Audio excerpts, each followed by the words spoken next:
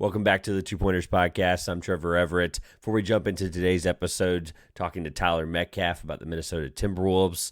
We had him on earlier in the year to talk about potential playoff seeding with the Wolves, where they might, could place potentially into the finals, as well as Anthony Edwards' ascension as a superstar. This time, the Wolves went up 2-0 on the Nuggets, and then obviously the Nuggets won Game 3 and Game 4, and now its series is all tied up. So we brought Metcalf back for the second time to talk about that. You also hear at the end of the pod my reactions and thoughts to the Atlanta Hawks winning the first overall pick, despite just a 3% chance. We'll get into some of the storylines there, what it means, and should the lottery change. Let us know your comments Let us know your thoughts in the comments below. Excuse me. Before we jump into that, just wanted to mention that SeatGeek is the presenting sponsor of the 2-Pointers Podcast.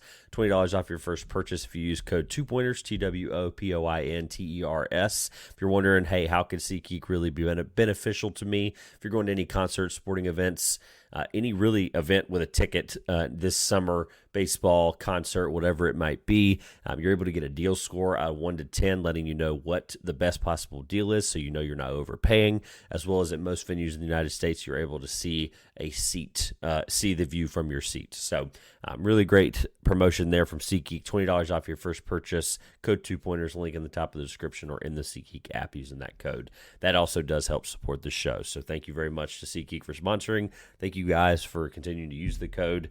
If you are interested in tickets, $20 at the first purchase, code 2-Pointers. Greatly appreciate the support there. So now that we got the housekeeping out of the way, let you know what we're talking about today. Let's enjoy the interview with Tyler Metcalf. All right, we're joined now again, first time in a couple of months now. I guess we talked sometime February, March. I'd have to look back again. With Tyler Metcalf of No Ceilings and other places as well. And look, this is less of like the fandom angle of things, but this is like, last time I asked you a lot of stuff about the fandom part of it, and also just where we were in the league with Anthony Edwards. A lot of great things for the Timberwolves. And then obviously we talked a lot about like what their playoff potential could be. This isn't necessarily a follow-up to that conversation, but before we jump into that, introduce people that might be new to you or to this podcast, what you were working on, what we got you here for, and then we'll talk Timberwolves playoffs too. Yeah, and I kind of do some Timberwolves coverage over at canishoopus.com. That's SB Nation's Timberwolves specific site. The team over there has been doing incredible coverage all season. So, it's kind of led by fans, but really in-depth analysis. A handful of the guys do really in-depth X's and O's breakdowns. Others are more kind of philosophy, fandom stuff, awesome stuff over there. And then it's draft season. It's officially draft season. Go check out NoCeilingsNBA.com. If there's a guy in this draft, I almost guarantee we've covered them in some form or fashion. So bulk of it is free. If you can afford it and can afford the paid tier, we got even more stuff over there too. So NoCeilingsNBA.com got a ton of awesome stuff for you. It always has been, but even more so this year. It's been a life source for me because I've had to put the draft on the back burner because of some stuff in the personal life and also this podcast and some other things. So you guys have been keeping me afloat. I've got some stuff we can maybe, if we have time at the end, we'll hit on it. But so a couple things about the T-Wolves that I want to just kind of get your takes on and just kind of where we are. So everyone who is not a Wolves fan wrote Denver off after Game 2. Now, was that the most impactful defensive performance I've seen in the playoffs in a 24-minute stretch in my entire life? It's definitely not number 3 of a top 3. It's definitely up there. How much stock do you put into Denver's playoff experience being the reason that they have tied this series? A ton. Minnesota sports are notorious for being one of the most tortured fan bases, and it's because of consistent collapses, and we might be seeing another one. But it's more than that. It's not just that they're an overwhelming favorite who are collapsing and not living up to expectations. Almost no one had the Timberwolves winning the series coming into it, and to just immediately write off Denver after going down 0-2 was ridiculous in the moment. It's even more ridiculous now. But when you have the best player in the world for arguably the last 5 years, who just won an NBA championship, and now you're telling me that he's washed, the team is overrated, they're done, they're going to get swept. Are you kidding me? Like, come on, what are we doing?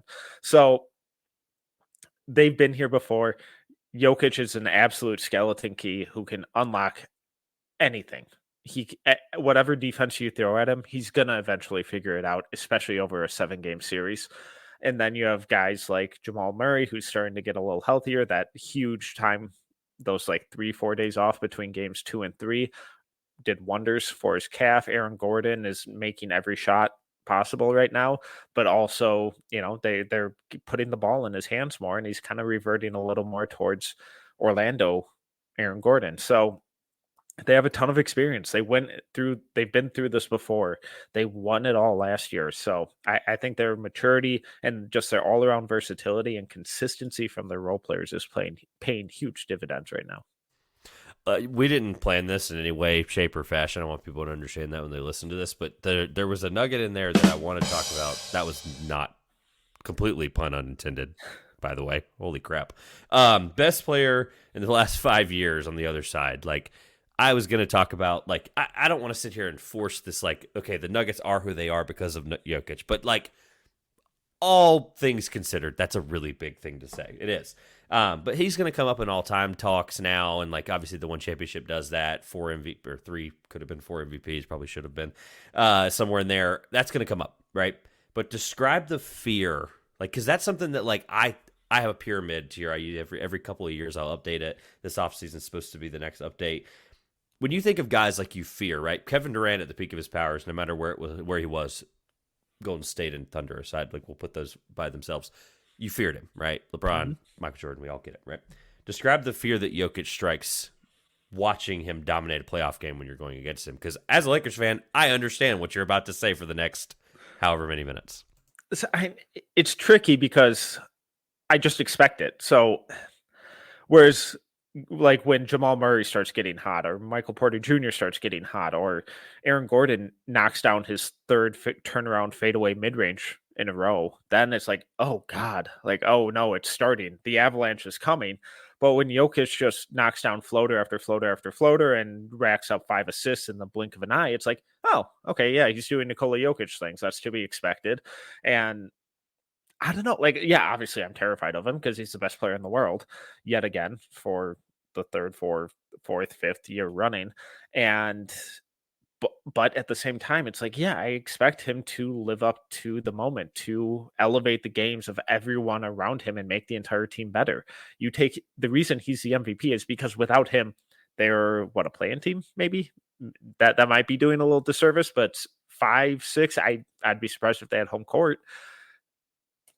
He's kind of the end-all be-all for them, and he has been every single year, and it's really difficult to figure him out because he can stretch the floor, he can take guys off the bounce, he can go in the post, and then the second you send a double team over, he's taking an escape dribble, changing the angle, delivering no-look passes, and setting up his teammates for the highest quality looks possible. So it's just, the game is so slow for him mentally, and just that consistency and ability to just constantly dissect a defense. It's incredible.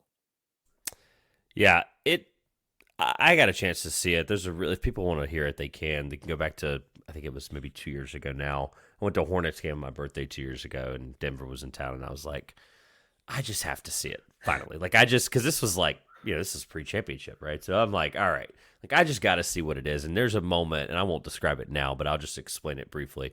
There was a moment where he threw, talking about some of the passes and some of the stuff he just sees and how slow things develop. There was a moment where he threw a pass. I'm going to describe it poorly today, but this is just context for you. It does not matter to anyone else right now. But he was backing a guy down probably 20 feet on one side of the basket.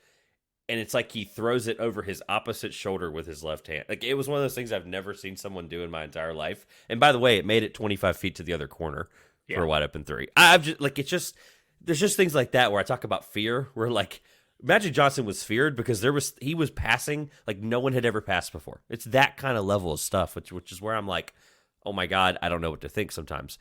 So, enough about the Nuggets for a second, because I don't want to sit here and be the guy that is the Gobert punching bag. but he doesn't play in game 2, and it's a dominating performance. Granted, we know that they were capable of that. I'm not discrediting any of it. But do you see the coaching staff going away from him in crunch time in the next 3 games to potentially change that? No.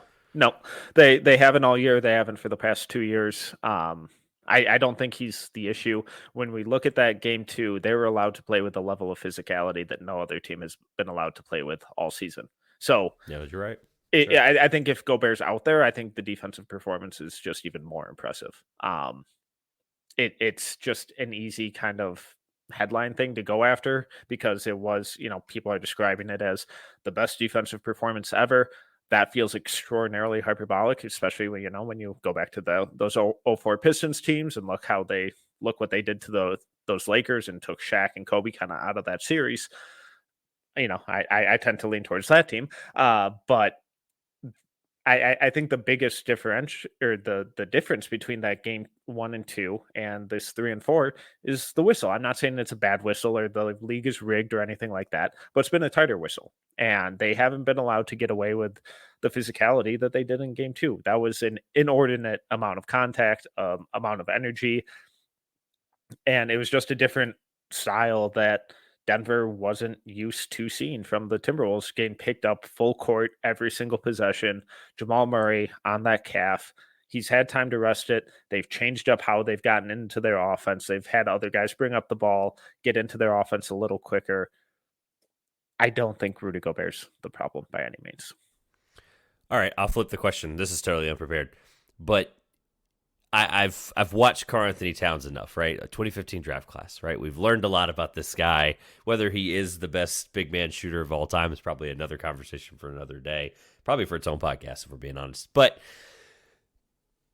is there an adjustment that you would make centered around him? Because it feels like there's stretches throughout games. I won't pull any specifically just for the sake of context, but I'll just tell you there's just stretches where I think at one point in game 4, I think he was like 4 for 13 with 17 points or something like that, or 4 for 17 with 13 points or something stupid like that, where it's like he just goes through these stretches where like Ant might have had 60 if Cat didn't take over the game and be like, it's just like they have these moments where they can't just tell him like, hey, continue to be complimentary, continue to do the things you're doing. And I understand a guy who's the number 1 option, who's best player at Kentucky probably that year. I'd have to go back and look at it again, just hypothetically here, but are there just moments where it's like, and I guess it's not technically the same Gobert question, but just are there moments where you're like just adamantly frustrated with Cat in big playoff moments, especially? Yeah, the first half he couldn't have played worse in game 4. It was by far the worst he's played all postseason, and I think he's had a really good postseason. When you look at the shooting numbers going into game 4, he was, I think, the most prolific 3-point shooter in the postseason in the league. Not bad, but in that first half, Ant was rolling. He was getting his points, but they were really trying to get Cat in a rhythm too. But they were doing it, or they were trying to do it through the post. And he's just such a sloppy post-up player. His lower body is it's not strong for someone at his size. He's not strong enough down there. And we constantly saw Aaron Gordon just wall him up. Theoretically, that should be a mismatch given the size disparities, but Aaron Gordon's significantly stronger than him, consistently stonewalls him, and Cat just forces it. He gets frustrated. He just starts throwing his body around, drawing or committing offensive fouls, and he was 1 of 10 shooting in that first half. It was a horrendous offensive display from him. So getting him in a rhythm early is absolutely crucial for them. Anthony Edwards can't play 45 minutes and score 40-plus points every night and win. It's just, you can't do it, especially against the reigning champs. So Cat has to show up in some form or fashion. If they're going to do it through the post, it has to be on switches. He has to get KCP or Jamal Murray or even Michael Porter Jr. on him. If it's Jokic or Aaron Gordon, post-ups aren't going to work. So instead, stretch the floor. Be 1 pass away from Ant. So when they collapse on his drives, Cat's an easy outlet there for him, and then he can start getting in a rhythm with some open threes. So he's crucial. He's super talented, and for 95% of this postseason, he's been really good. Game 4 was just brutal. In game 4, the second half wasn't as bad as the first. I mean, I agree with you. That first half was, I mean, I had to go back and rewatch it just to think maybe I missed something. Maybe I was just reactionary. I know plus minus is kind of in a vacuum, something that gets overblown a little bit, but I will just read his plus minus over the last 4 games to kind of give people a story of how this game started out and understand that sometimes it's real. In game 1, plus 6, game 2, plus 21. A lot of that had to do with the lead. A lot had to do with not having to play as much. I get it. Game 3, minus 32. And again, talking about the second half of game 4, he ended up with plus 4. So, I mean, look, I understand in a vacuum what that sounds like, but it does tell a good story of what he's performed. And game 3, honestly, might have been just as bad as the first half of game 4. So, what's stopping Jokic is not the answer, right? And I don't expect you to give me that answer. But what's the key if they want to win the series? Oh boy. God, I'd be making so much more money if I knew the answer to that. So the tricky part in game 4 was that Aaron Gordon went off and had one of the best games of his entire career. You want to keep the mindset of if he's just going to keep making threes and tough, mid-range pull-ups and contested fadeaway jumpers, you're just going to have to live with it. He's shooting like 75% from 3 in the series. So is he going to cool off, or is it just going to be a hot streak and he's going to make 2 to 3 threes a game? The problem with that is then Reggie Jackson, Christian Brown, Justin Holiday also started piling on. So for taking away from Gordon, I think you have to still just be willing to let him shoot. You have to get some sort of a hand up, though. You can't just leave him completely wide open.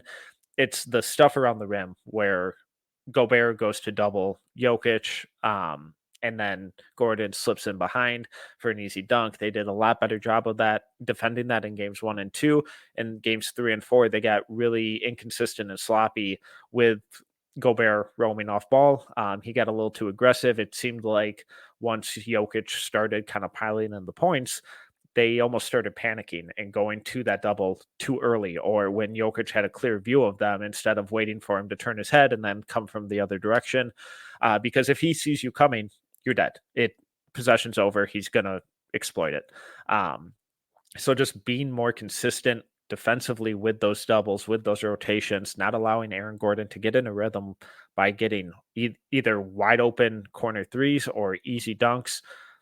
And I mean, if Brown, Holiday, Jackson, and Gordon are going to combine for like plus 70% shooting in a game, you're just simply going to lose it. I do think I think Aaron Gordon's the right answer. He obviously started. I don't know if you remember game 2. He started off that game. I mean, he had like heat check moments there for a little bit before the defensive. I think he was like 15 in the first half or something. Right, and it was like 3 for 4 from 3, and then 4 for 5, and then they just kept piling it on, and it was like, but Denver never kept control of the game, which is why I think that defensive performance spoke for itself. Was all right. Well, fine.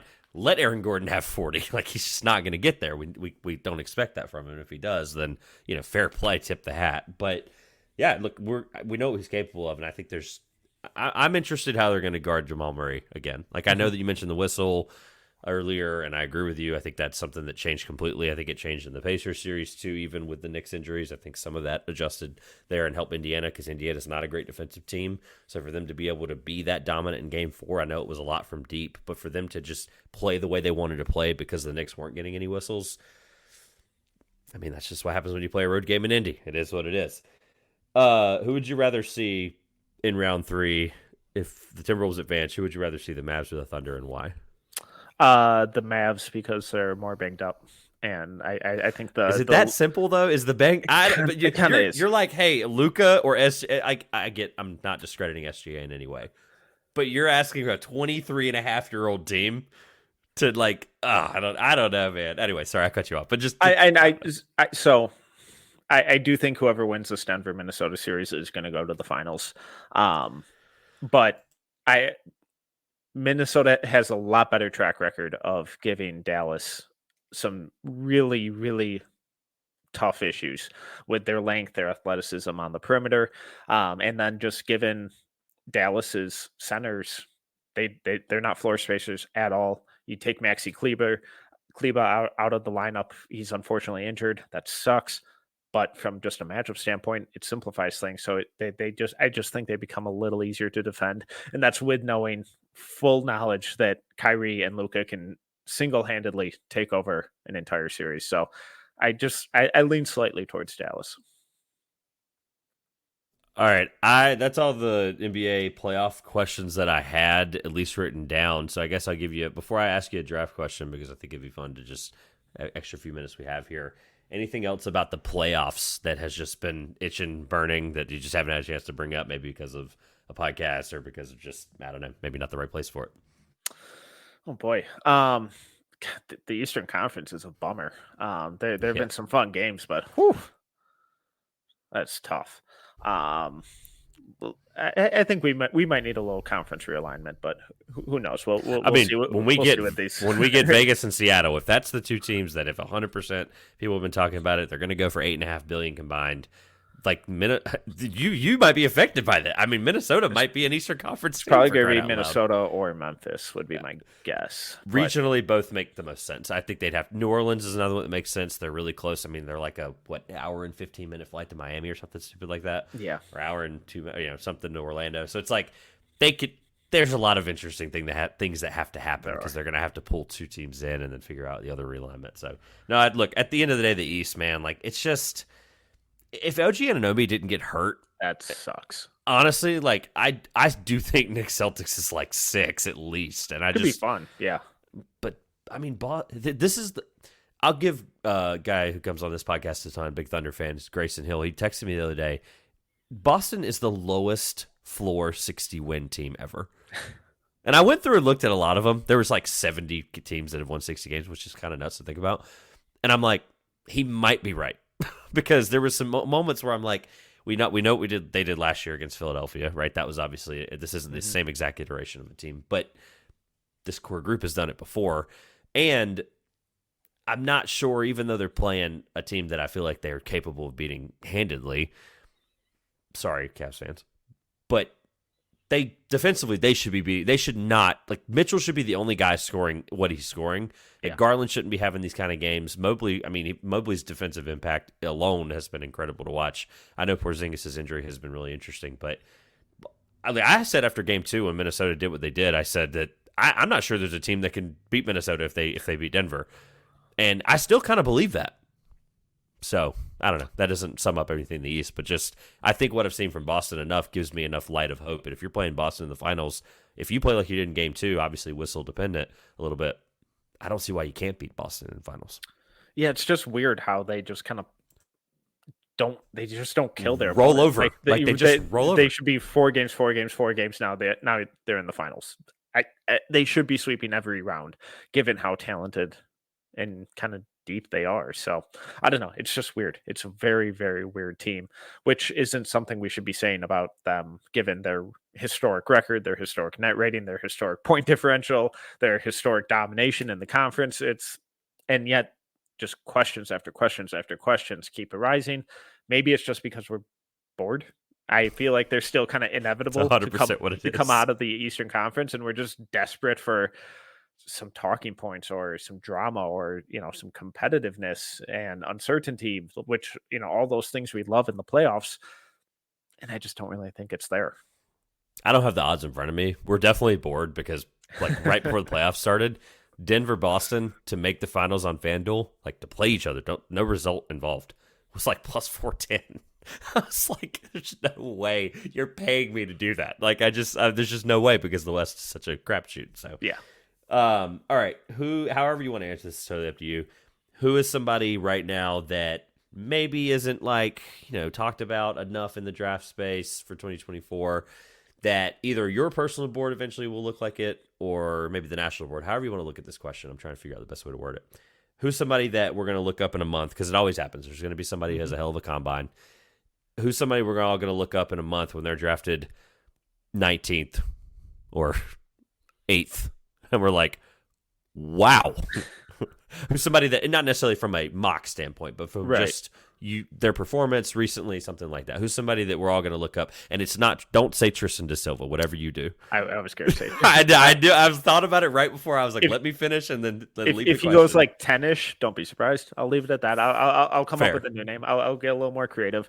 Like the national people who are just not draft people, they watch the draft and they're for their favorite team and they're like, oh my God, blank went to the whoever fell to like 8 or 9 or 10 in the lottery. I don't remember who it was, but so I'll go a little deeper than that, but I'm going to say the two NBL guys, AJ Johnson and Trenton Flowers, excuse me.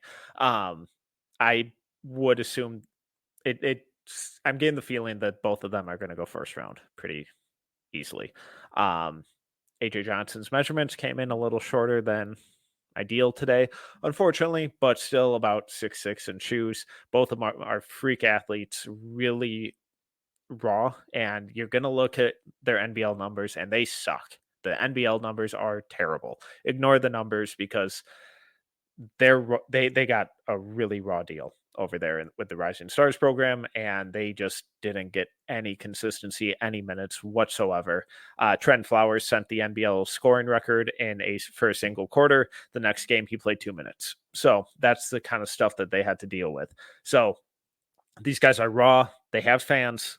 They're very skilled. They have some positional versatility. And if they have a really big combine, they shoot well, they interview well.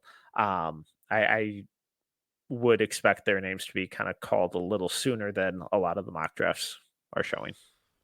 Totally unrelated, and we'll get out of here. I've come around on Rob Dillingham in the last month and a half from what little draft work I have done, and then I had some friends in Portsmouth talking to people, and they said that there are a lot of teams in the top 4 that are excited about Rob Dillingham, and I said, fair point. All right, plug away, and then I appreciate your time as always. You can follow me on Twitter at tmetcalf11. All the draft stuff over at NoCeilingsNBA.com. Got YouTube channel, No Ceilings NBA, socials, No Ceilings NBA, all that good stuff. But yeah, this is fun. I appreciate the invite. We do a little show around here called Trivia Showdown, and this is my personal invitation that you and Metcalf, you and Rucker need to go head to head. I wasn't even looking at that. The bad part is I knew what I was going to say, and then I still didn't say it properly. But no, this is an open invite that in the summer, once the draft calms down, there's that nice lull period we call July in the basketball world, post July 4th, free agency, the whole thing, that you and Rucker need to go head to head on Trivia Showdown. I don't believe he's competed before that I think of now I think about it, but open invitation, and I look forward to having you back hopefully for that. Love it. So thanks, my friend. All right, big thank you to Tyler Metcalf for coming on and talking the last couple of minutes about the Timberwolves. Really quick before we get out of here, as you see in the title, the Hawks have won the 2024 NBA Draft Lottery. We're going to talk a few minutes about that. Look, ultimately, Atlanta getting it makes things more fun for us as NBA content creators and people. But with Atlanta winning it, think about the implications of the draft lottery when it comes to, teams tanking. And this is really I'm not really here to tell you that this is a perfect system.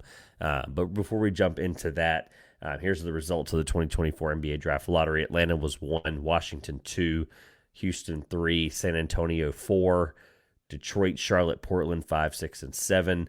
San Antonio gets the Raptors pick, which was a result of the Jakob Poeltl trade. It fell where it did not go to the Raptors, so the San Antonio Spurs get 4 and 8. 9 is Memphis, 10 is Utah, 11 Chicago, 12 the number 1 seed in the West, the Oklahoma City Thunder, 13 Sacramento, and 14 Portland. So Portland ends up with 7 and 14, and they join San Antonio with multiple picks in the lottery. The Hawks had a 3% chance. Obviously, they finished 10th in the Eastern Conference, 36 and 46. Obviously, they also were able to lose the play-in game. So when you think about, where this lands, the thought process of a team like tanking necessarily, right? We've obviously had, famous tanking instances for Victor Wembanyama. We've had instances where the process was its own thing under Sam Presti, under Sam Hinkie. And at the end of the day, the process is something that ultimately we know did not work out. The Thunder, while not necessarily tanking the last couple of years, we know Sam Presti has put his team in a position to potentially win an NBA championship this year with an average age under the age of 26. So ultimately, this is a result of the lottery still being a random system. It's still statistics. It's still probabilities, right? I'm not with the people that are all week you're going to hear about talking about we should change the draft lottery. There's no reason. Like, it should reward the best teams, worst teams, do it like the NFL. Because if we did it like the NFL, then we would have the process every year. We would have teams consistently tanking and consistently being at the bottom and consistently being okay with that. And I'm just not there with that. Obviously, the lottery has given us, three different instances really that were significant in the grand scheme of NBA history. One of them being really significant. So this year, Washington and Detroit had the top pick chances at 14%. Only 4 teams have won the lottery with similar odds than Atlanta. Orlando with 1.52% chance in 1993, and the Magic were able to turn the rights from Chris Webber. They made a draft night trade with Golden State for Penny Hardaway to go to Orlando, which ultimately that ends up, obviously 3 future first-round picks were in that deal.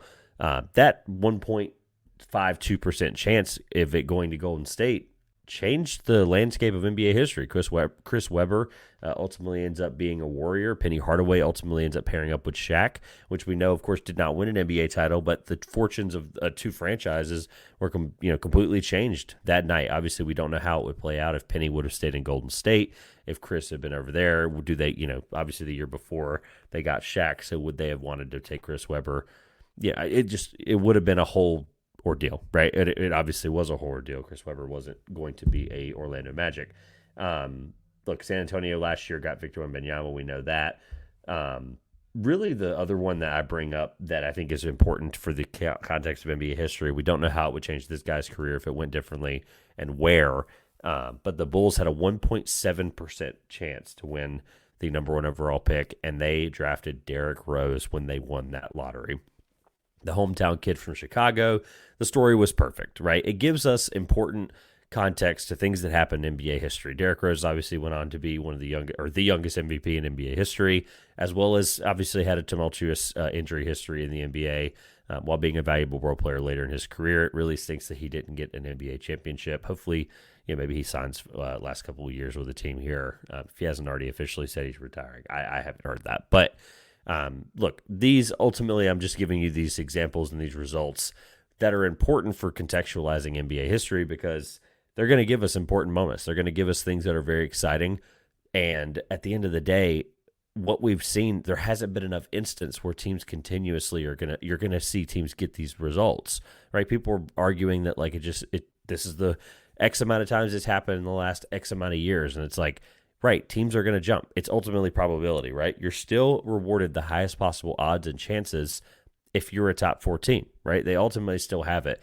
I mean, look, there was a really incredible article a few years ago written by, I want to make sure I get the guy's name right. It was from CBS Sports, Sam Quinn. He did an article basically what teams are luckiest and what teams are not. And, technically the greatest gain, net or loss based on wins and losses. The Sixers have gained 24 spots in the lottery based on where their wins were and losses were based on relative projection. Charlotte was plus 14, Lakers are plus 9, Cavs are plus 6, and there's just a bunch of log jams there. Bottom few are Golden State minus 10, Miami minus 11, Dallas minus 12, and Minnesota is the unluckiest team in the lottery, despite having a number 1 overall pick in Kevin Garnett, which is interesting to think about. Charlotte, who has not won the number 1 overall pick in the modern Hornets era, and they continuously are getting good draft position. This year was not one of those cases. Really great article. I'll link it below. Just talks about some of the history of it and some of the who had the best worst and best luck and why relative to their success. But again, I'm not here to tell you that it isn't going to be more interesting that Atlanta won the draft lottery, right? This is still a relatively weaker draft compared to consensus in years past. You're hearing from NBA teams that this is equivalent of getting like the 8th pick or whatever. I'm not necessarily going to go that far with it, but what I'm sitting here telling you is that this makes things more fun. In a draft that might be a little bit more boring or might be a little bit more, okay, these guys aren't going to turn into superstars, which, by the way, we're going to be wrong. Some of these guys are going to turn out to be incredible players, and that's kind of the fun of all of this, right? I think, there's going to be some names at the top that are going to be busts, and we're all going to be like, well, this class was this, or that. At the end of the day, what this does is it puts us in a position to see Atlanta be at kind of a fork in the road moment. They have to figure out what they want to do with Trae Young. They have to figure out what they want to do with DeJounte Murray. They've got a few more years out of Clint Capella, Onyeka Okongwu. They've got a couple of other younger, deeper rotational players in Jalen Johnson and DeAndre Hunter who are on extended contracts. So Atlanta's in the position where can they get rid of Trae Young? Absolutely. Who's going to take him on? Your guess is as good as mine. But they've got a perennial piece here in the number 1 overall pick, even in a weaker draft. Obviously I don't want to get into the specifics of what I might do. I'm still processing all this and might have a guest here soon to talk about what the Hawks could be doing. But ultimately, they're at a fork in the road moment where they decide, is Trae Young the future and piece of their franchise that can help win them a championship? And if not, is there a way they can use this deal or use Trae or use both to put themselves in a position to be able to get that done? And your guess is as good as mine. Hope you enjoyed the podcast today. Don't forget to like, comment, subscribe if you're on YouTube. 5-star rating and a review is going to be greatly appreciated if you're on Apple, Spotify, or any of our amazing podcast platforms. Don't forget that the 2 Pointers podcast is sponsored by SeatGeek. You could use code 2 Pointers, $20 off your first purchase. Link in the top of the description, SeatGeek.com, or in the app. Greatly appreciate the support from everyone as well as from SeatGeek.